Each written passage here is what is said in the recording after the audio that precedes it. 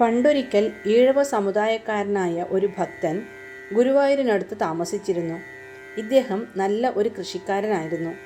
ഏതു കാര്യവും ഗുരുവായൂരപ്പനെ മുൻനിർത്തിയാണ് ചെയ്തിരുന്നത്.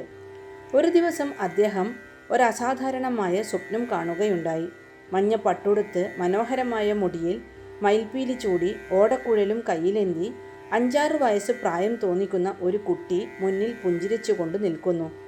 ആ ബാലൻ്റെ മനോഹര രൂപവും വശ്യമായ പുഞ്ചിരിയും അദ്ദേഹത്തിൻ്റെ കണ്ണിനും മനസ്സിനും കുളിർമയേകി.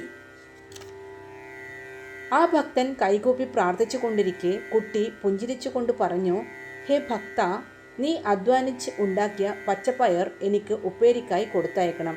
നിനക്ക് നന്മ വരും. സ്വപ്നം കണ്ടുണർന്ന അദ്ദേഹത്തിന് പിന്നീട് ഉറക്കം വന്നില്ല. ഭഗവാനെ പ്രാർത്ഥിച്ചുകൊണ്ട് തന്നെ നേരം വെളുപ്പിച്ചു.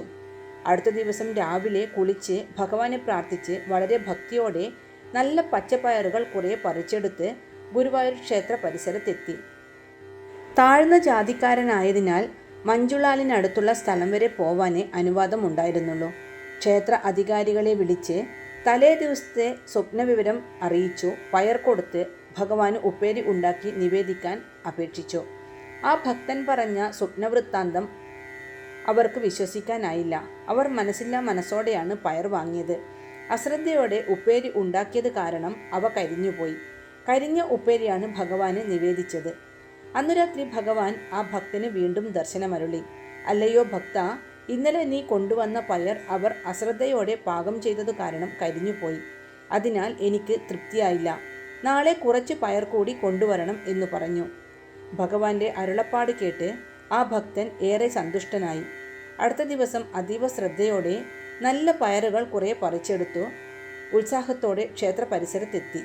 ക്ഷേത്ര അധികാരികളെ ആ പയർ ഏൽപ്പിച്ചിട്ട് പറഞ്ഞു, ഇന്നലത്തെ പോലെ ശ്രദ്ധയില്ലാതെ ഉപ്പേരി ഉണ്ടാക്കി കേടുവരുത്താതെ നന്നായി പാകം ചെയ്ത് ഭഗവാന് നിവേദിക്കണം എന്നും പറഞ്ഞ് അയാൾ പോയി.